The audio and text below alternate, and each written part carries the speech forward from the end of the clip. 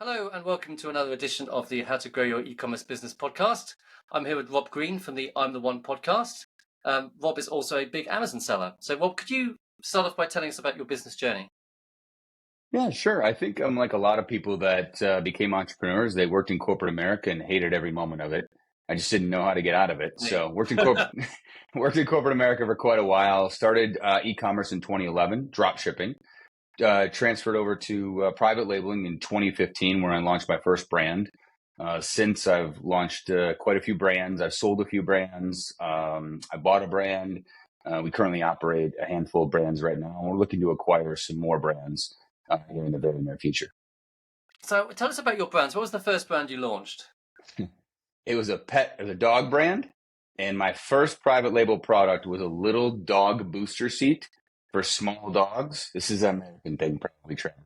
But Right. you put it around the headrest, and it's for dogs under 20 pounds, and it boosts them up so they can see out the window. Real first world Okay. problem solver. Real first world problem solver, Trevor. Yeah. That is a what we would call in the UK a middle class problem. Yeah, I call it first world problems, but it was an easy. There's good demand. It was an easy product to improve upon. So we made a better product with a metal frame. It was collapsible. We sold 30 to 40 of those things every day for years. Okay. It was an So unbelievable product. so you have you do so you have your own products that you design yourself as opposed to kind of white label products you buy on Alibaba. Yeah, we've done both, but we found that we do better when we add to or improve the existing products in the marketplace. And nowadays, I mean, this was 2015 when it was much harder to get customer sentiment. Now we utilize AI to understand the marketplace, what the gaps are in a specific product niche, what the opportunities are to improve the features. It's much easier nowadays to see what the market actually wants. So what tools do you use? AI tools do you use to do that? I mean, we've done a bunch. Typically, when we first started, we used ChatGPT. We've Yeah. used Shulex, which is VOC.ai, I believe, VOC.ai, Hmm. Voice of the Customer.ai. We've used their sentiment tool. It's an overlay on Amazon. But the whole idea is and there's a bunch of them now to do this, I believe. But you're basically downloading all the customer reviews and you can extract sentiment, positive or negative, and even using AI, you can actually identify features that you want that they're calling out that they want that the product doesn't have. So it makes it a Okay. heck of a lot easier nowadays to improve products. Well, so you'd use something like what Helium 10 to download all the Hmm. feedback and then put Yep. it through an AI tool and ask it to summarize it. Yep. Okay. That's really cool because I mean I don't know, I'm not exactly an AI skeptic, but I do see a lot of the stuff. I Oh, mean that there's a whole lot of things that people are expecting AI to do, which I just think, God, mate, if you have to get AI to do this, then you need to be in a different business because a lot of it's like getting AI to write product descriptions, and I think, well, you can't just what I would call a shit in, shit out problem. You can't just expect this thing to start from zero and write okay, you an Trevor, I'm amazing going to product. challenge you on this, buddy. I'm going to challenge you on Yeah. this. So recently, I'd say 5, 6 weeks ago, ChatGPT came out with the ability to train your own custom GPTs. So I took Right. Okay. everything I know about Amazon, writing listings, organic ranking, keywords. I created a GPT. I feed in title, bullets, description of my product and the best selling product. And what I get out is better than 99% of sellers in the way that they write Okay. listings. So I'm just not where it's at. I need to get with the program. Okay. I'm happy to show you what we put together. I mean, I couldn't believe the quality that comes out. It can analyze your image and my image.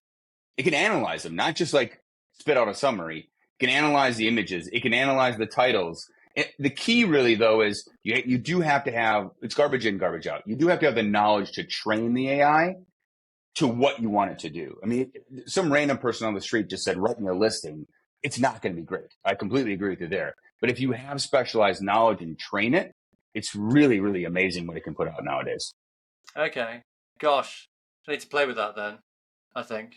So what do you look for in a brand when you're thinking, okay, I need to launch a new range of products. What do you look for? So we're doing this right now. We're looking for, I mean, I think the big thing that I've learned over the last decade or so is number one, I want a rising tide. So I don't want to create or buy a brand in something where the market is shrinking. Right? I don't want to Yeah, fad. I want something that's hopefully got some legs and it's going to last a while. Those are the two things that I look at first. Then do we have good unit economics? So often when we have products that we've done good volume, but not maybe a lot of profit is because the unit economics weren't there. And as you know, it's gotten more difficult the last few years on Amazon or any marketplace. Shipping's gone up, COGS have gone up, tariffs have gone up. It's more and more difficult to extract profit. So you've got to have enough margin, like a margin of safety from a unit economics perspective. And too yeah. often we've tried to squeeze it out of it. And at the end of the day, that just makes it a really, really tough business if you don't have the good gross profit margin you need. So what kind of gross profit margin do you look for in a product? Got to be 70. You've got to have 70 Okay. at least 70. So, Otherwise you're in trouble. so what does that 70, what does that include? So is that just the cost price, or is it? Yeah, that's just COGS. So if you take the sales price minus COGS, you have to have at least 70% margin. You have to in today's market. Okay. If you're selling on a marketplace, just to be clear, you don't have to have that on Shopify necessarily, depending on your cost per acquisition. But on a marketplace, Amazon Yeah. is taking 30%, 33%, depending if you're using FBA. That's off the top, not including the refunds and then obviously your advertising costs. So are you a fan of? I mean, because I have a love-hate relationship with Amazon. I mean, I think it's amazing in some ways, but they're a horrible company to work with. And They are a what do you think? challenge. I have a love-hate relationship with them also. I go to Amazon. I was just there in Seattle a couple weeks ago to give feedback on FBA and on listings and things like that. So I've had a lot of interaction with them over the years and try to give them as much feedback to make the platform better. What's always surprised me about Amazon is we think of Amazon as one thing, and it's 100 and what is it, hundreds of thousands of people, right? And every individual I Oh, deal it's with amazing. It's like Amazon, the fifth biggest employer in the world or something. I mean, it's got like 1 million employees. I mean, it's huge number of unbelievable. employees. And what's interesting is when I deal with people one-on-one there, especially at a higher level, director level, executive level, they're amazing. And they tell me how much they love sellers and they want to help us. And then I'm like, but that's not what the experience that we get on a one-to-one level. It's amazing. It just sometimes doesn't translate in the messaging. I think that was my big feedback last time I was up there is your messaging isn't ideal. They said their goal in 2024 is lowering the cost to serve us. And I said, that Well, if we sounds get lowering the cost amazing. to serve, they're Yep. either going to have to get rid of some of it, because from my perspective, what I see is they're adding more and more and more hoops that you have to jump through, and less information about how to do it. And so it's very hard to know what the important things you need to keep up with are. Which are the things that are going to mean that your account's shut down, because they don't really, they don't really tell you. And it's always a game of guess why we're upset with you, because if they close down your account, they frequently won't tell you what the actual problem is, and no one, and they've got this opaque. It's like some sort of, I don't know if you've read any Franz Kafka, The Trial. It's this kind of Kafka-esque nightmare. It's just one day there'll be some. This is what monopolies do. They give people terrible service, and I think we're seeing it more and more on Amazon. But Amazon's what I do all day, so I probably shouldn't complain too much. What other channels do you like? What would you find successful? We sell on Walmart and Shopify also, but the big focus for us right now is TikTok Shops. So Shops launched in September in the US, and we are selling on Shops now, but we are spending a good amount of time and energy to figure out TikTok Shops. The volume seems to be very strong. We haven't cracked the code yet, I guess you could say, but we are definitely working on that right now because there's a ton of volume on TikTok Shops in the US. Because I think TikTok Shops is commission based, isn't it? So it's like a marketplace where you offer a commission to. I just think that's a really good idea. I think it enables retailers to tap into influencers in a way that it means that you benefit from their experience of being an influencer, but you don't have to just pay up front. I'm amazed that Facebook haven't done this before. It's one of the best platforms of performance-based marketing. Yeah, because I'm telling all our clients they need to get on TikTok Shop because it's free to set up. It's a total no-brainer. And It's the an commission, absolute no-brainer. So do you offer, because it's like 5% to TikTok, and then what kind of commissions do you find you have to pay to the influencers? We're at 10 to 15 to influencers, but right now it's free to TikTok in the US right now in the beginning. And so do you find that you have to give, do you give out free products to influencers as well? Yes. Yeah, So but I look at it. I look at it that way. I say, okay, let's say I have a product that sells well on Amazon. Let's say it sells 50 to 100 units a day. Okay. Yeah. If I go and give 100 away to TikTok influencers, and let's say it's a $10 product to make it, $10 to ship it. Let's just use some easy numbers. That's $2,000. Well, that's a one-time $2,000 investment in ads. I definitely spend more than that on a monthly basis for that product on Amazon ads. So I think of it that way. Yeah. So you would get, okay, so what do you, because it's all committed, so but you're finding there's enough kind of influencers who are interested in your kind of products? Yeah. Oh God, there's a billion creators out there because think about it this way. The number one, I've been using a bunch of tools to kind of research and figure out the marketplace. The number one woman influencer on TikTok shops in the US last month generated $1.7 million in revenue as an influencer. Okay, so let's just say she's getting 10%. She made $170,000 as an influencer, and she doesn't have her name's not Kardashian. She doesn't have 100 million followers. She's got 30, 40,000 followers maybe. So there is, I mean, that's the high end, but there's hundreds of them making good money. So there's a big push for a lot of them to start creating product videos. Yeah, I think it's something, because I think it's something like Instagram. You have to go individually to the influencer and make a deal with them, and they're going to want like a payment for showing your products. I mean, it's just not very attractive, is it? And it's kind of out of the reach of smaller brands. Well, the challenge we've had with that strategy in the past is that there's no pay for performance. It's just paying for posting or sharing or reviewing a product or whatever it might be, right? I want to pay for performance. I happily give you a percentage of all the sales you generate every day of the week because it's performance. Yeah. I mean, because as a marketplace seller, you're used to doing that. So I've always loved pay for performance. It just makes sense. Yeah, I think it's excellent. Well, I'm interested. I'm excited to hear your success with that, because I think it's one of those things that is up and coming. I'm just saying to people, we really need to do this. I think it's quite exciting. So what kind of role does data play in your marketing? Yeah, we tend to be a little more heavy on the data side. I know a lot of people aren't as comfortable with the data. Now, especially as a marketplace, Amazon has released a lot more data. There's search query performance, we call it SQP, data that they have sharing. They're now sharing the funnel data. So I can look at one ASIN and Amazon will give me the data relative to the marketplace. It'll show me my impression data, my click data, my add to cart data, my conversion data relative to the marketplace. So I can see how my ASIN is doing throughout the entire funnel on Amazon's platform relative to the rest of the market. So I can understand where I'm winning, where I'm doing okay, and where I'm losing. We use that data to inform our advertising, our listing creation. We lean into the stuff that we have an advantage over the market, and then we pull back on the keywords, for example, that we don't have an advantage in the market. Okay. So this is just from the Amazon business reports, that data's in there? It's actually a different piece inside of the data. It's not a report necessarily. It's downloadable, but it's a table within Amazon. Yeah, any Amazon Seller Central account can get in there now. It's post beta, what's that report? So it's available. Search query performance, SQP.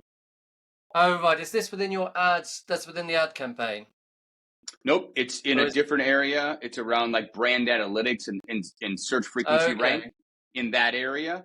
And search query performance is in there. And you can look at your own ASINs and compare them to what, and Amazon already tells you what the market is. They know what the market is. So they give you the data to identify. And the easiest way to think about this for me, Trevor, is it's like, okay, I've got a product. Let's call it, we sell a bartender kit, for example. A nice bartender kit for home. You want to make cocktails. That bartender kit might have a keyword that it outperforms the market on, and I'm not running ads on it. It might mean it gets 5 to 10 sales a month, but I'm not running ads on it. But now I can identify that it's outperforming the market, why wouldn't I start running ads on that keyword, right? I would start running ads on that keyword because I know I'm outperforming the market on click-through rate and conversion rate. It just only makes sense to put our ads dollars where we have an advantage over the competitors.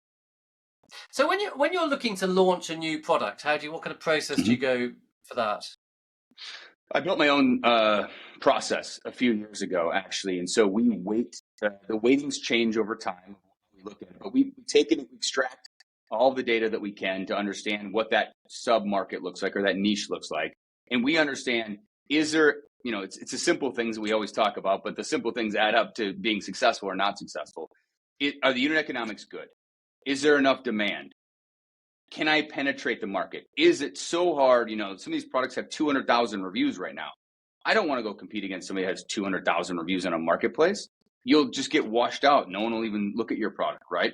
So does it have the basic fundamentals of a product that can be successful and set us up to be successful? And then the last thing that's really important nowadays is, can I differentiate my product to make it a better product in the marketplace to meet what customers want? Okay. So how do you, obviously that sounds like quite a lot of work. How do you manage your business? Do you have a team of people doing this? Mm-hmm. Yeah, so we have a team here, small team here in Phoenix, and then got a team overseas, India, Philippines. So how do you find dealing with overseas teams? Because that's the kind of, always, people like Tim Ferriss are very much, everyone needs like a overseas PA, but I've always found them quite, just difficult to manage. The biggest challenge for us is the cultural piece of it, right? So the culture is different. It's hard to get them to speak up a lot of times, especially the Philippines. It's hard for them to voice their opinion, or I'll say, hey, we found this, and they're like, oh yeah, I knew that was wrong. I really want you to just speak out. We have to challenge them a lot of times to speak out, and the culture doesn't want to tell you the bad things a lot of times. So I find that we have to make it a more comfortable setting for them to give us the bad news that they should be. Americans be like, hey, this thing sucks. This is terrible, right? With the Philippines, it's more of a culture. So really understand the culture in which the country you work with, but they're not quite as proactive. I find they don't want to. They're not always the engine of innovation, I guess I'd call it, right? So I think depending on the role, I think it's great. I have a couple people that are absolutely amazing from like a organizational structure, project management perspective. They're wired to do that. But we don't have anybody overseas that's driving product innovation, for example. Okay, because I found, people we've used, they just think the problem is the quality's patchy, I find. Sometimes they do a brilliant job and sometimes they do a rubbish job. And I feel like that all the time, Trevor. In America too, to be honest with you. That is true. That is true, unfortunately. So how do you, you mentioned, things are getting more competitive. How have you managed to maintain profitability through, because, when competition's increasing and the whole kind of COVID thing, how do you keep on top of stuff? There's no lie. Anybody that tells you that it's getting easier is lying to you. It's getting more difficult. You have to be, I think about it this way. In the past 5-10 years, you could be good at one or two things and do revenue and have revenue and make profit. Now you've got to be good at 10 things to make profit. You've got to have your COGS dialed in. You have to have your inventory and supply chain dialed in. You've got to have your marketing spot on. You've got to have your listings spot on. You've got to have your images spot on. Not that you didn't want to do that in the past. It's more critical now because just the level of competition has increased. So we find that we're much more granular in how our processes are built, how we stick to things, and we're more ruthless about products. We don't try to keep products that, unfortunately, in a lot of cases, stuff that's made in China, it just isn't profitable. Margin has been completely eroded.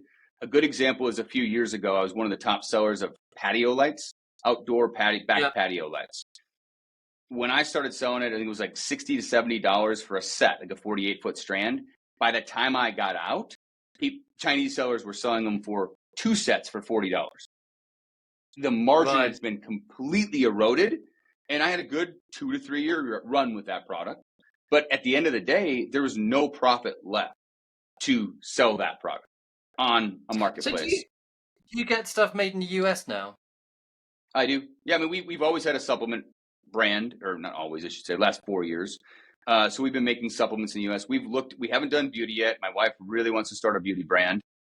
We've looked at other things we can make in North America, because I do feel like the overseas, they just have an advantage, right? I mean, a lot of these factories now are selling on the marketplaces, and they've gotten a lot better. Their branding is better. Their messaging is better. Some of their product quality has gotten better. They're still not great with the brand names, at least on Amazon. Some of the brand names are a little funky. But we find that if we can make it here, if we have some type of advantage making the product, it goes a long way down the road to continuing profitability. Okay, because I find you're right. I mean, if you go on to look, particularly in Amazon US, you just see you get a list of the top products. A lot of them are normally Chinese sellers. That's correct. That's what Donald Trump doesn't like. The Chinese. It's true though. I don't have I was gonna say I don't have a problem of where they come from. It's the problem of some of the tactics. I think where it doesn't really matter the country, but the margin goals are different depending on the country that the seller is from, and they have some inherent advantages sometimes where the government in China will subsidize the volume, and or they're not paying U.S. taxes. Puts them in all of those things to are paying. Yeah, so it stacks up. It makes it challenging in some categories to compete. So I can see the sign behind you. You've got the I'm the One podcast. Tell me about what inspired you to start a podcast. So it wasn't really my idea, to be honest with you. I came back to the office on a Friday earlier in 23, maybe summertime, maybe May. It was May of 23. And my team said, hey, you're starting a podcast. And I was like, oh, okay, this sounds fun. What are we going to do? And they had a bunch of names that they'd come up with and some branding already done. It was like a Friday afternoon planning meeting without me. And I said, what's the catalyst? And like, you love teaching. You like sharing. You talk about the same stuff all the time about wealth, being an entrepreneur, health, family. You talk about the same stuff. We're going to do a podcast. You're going to talk about those things. So that was the catalyst to starting it. We went on summer vacation for a couple of months, my family and I, and then got back in August and we started the pod. The whole idea is really, it's the three core tenets of life for me. It's wealth, health, and relationships. How do I achieve an A in all three of those categories on a consistent, regular basis, which is really challenging. So many of us entrepreneurs forego the other two or one of the other two categories to get the wealth piece of it, right? How do you stay in shape? How do you maintain, especially as we get older? I don't know how old you are, Trevor, but I'm getting older. So I've got to work a little harder to stay healthy and stay fit. You got all your hair, unlike me. It's nice. So how would you score yourself on those three attributes?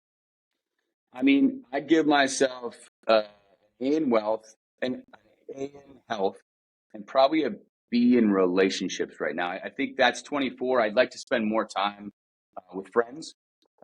Family's great, but more time with friends. I don't spend as much time with friends as I probably should or would like to, I guess you'd say. So how much time do you spend there? Because I noticed in your picture you got big arms. Do you spend a lot of time in the gym? I work out regularly. I've got a full gym at the house. A lot of people talk about like work-life balance. I think about it like work-life integration, right? So my kids, I've got two daughters, 15 and 13. Like my oldest daughter has never played baseball or softball. We went to the batting cages last night and hit baseballs. So try to be physically active with the family. We run together, work out together, like try to integrate family and health and friends too. I had a buddy of mine, we went to his house for New Year's Eve and I'm like, come over to my house tomorrow. Cause he's like, I want to get a gym at my house. I'm like, come to my house tomorrow. I'll show you everything I've got. I'll break it down for you and tell you what you need to buy so you can have a functional home gym and you can start working out because he's got some fitness goals for 2024. So I think it's integration for me. And that's what's fun. I get excited talking about that stuff. So that's part of the podcast and just sharing my experience with people. When I started doing sauna and cold plunge earlier last year, and I did tons of research. That's just the way I am. So anybody wants to buy a sauna, I'm like, hey, listen, I got tons of data about saunas. I can share all my data and what I've done for research and just shortcut that for them. Okay. So you're a bit of a kind of body hacker. Would you? Yeah, you tell me it's something cool and there's some data around it, I'll put it into my body. I'm willing to try new stuff all the time. So I'm not afraid to try new stuff. Okay, so here we go. I want 3 data points from you, right? Okay, what are your 3 bits of advice for entrepreneurs? Number one, have a clear goal of what you want to achieve. I think too many people start off saying, I want to be an entrepreneur, and they don't really know what that means. Do you want to be self-employed or do you want to be a business owner? What does it look like? Map it out, because it's going to be really easy to work 80 hours a week in the beginning. So map out what you want. That's number one. Number two, once you've decided what you want to do, find a group of like-minded people. I co-founded a mastermind called No BS in eCommerce 6 years ago. We get together 3 times a year, a bunch of successful entrepreneurs. We share a house, we get a chef, we share best practices, what's working, what's not working. One of the smartest decisions I ever made is because we've all grown together and we care about each other and we try to share with each other and we all get better because nobody's an island unto themselves, right? So that's number 2, is find a network of people. And then number 3 is don't let yourself get sucked into the entrepreneur. A lot of us that are driven and type A personalities, it's really easy to forget about the other parts in life. And, many people say that if you don't have your health, you only got one problem. And you've got to have health. I'm a big believer in staying healthy, especially I've always been healthy and I've always been fit, but it's really, as I've gotten older, I see a lot of guys and some women, but a lot of guys that are, not healthy. They're 45, 40. It's big portions of food you have. That's what Americans, it is. We struggle in America with this. Honestly, it's a real problem. It's a serious issue, a serious health issue. And I think that most people don't focus on it until something hits them, right? And it affects them personally. And I just think that it's one of those things where it's you've got to put the time and energy early. So those are my 3 tips. Okay. So, last question for you. What has inspired you recently? What, you got a tip for like a movie or a book or just something, I don't know, the landscape of Phoenix? My gut answer to that is my kids. Well, and here's why. I had a big pitch to a celebrity recently, and he didn't. I don't know if it got to him or not, but it got to his wife, and his wife said no via email. So I don't even think she read the full pitch. And I got the response, and I was a little bummed out about it because we put a lot of time and energy into the pitch.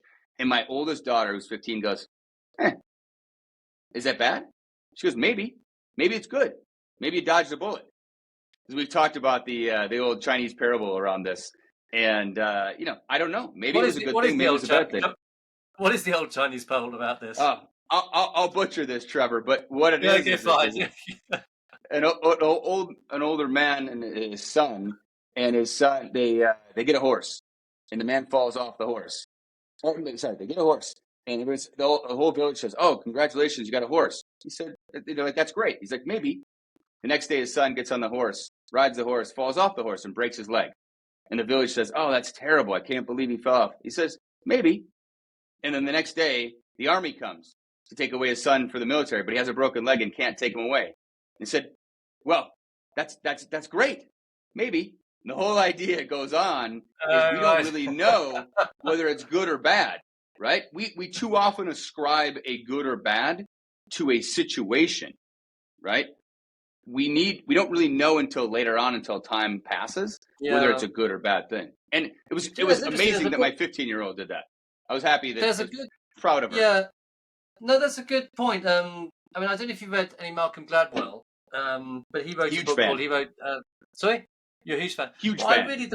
The book of his I like. I'm glad to hear the book of his I liked the most was David and Goliath, and his thing is about the strong are not as strong as they think they are, and the weak is not as weak. And it is possible to, certain things in my life that I did. I mean, I went to a good university, and I didn't go to a very good, we call them, my secondary school, my high school. I didn't go to a very good high school, but I went to a very good university.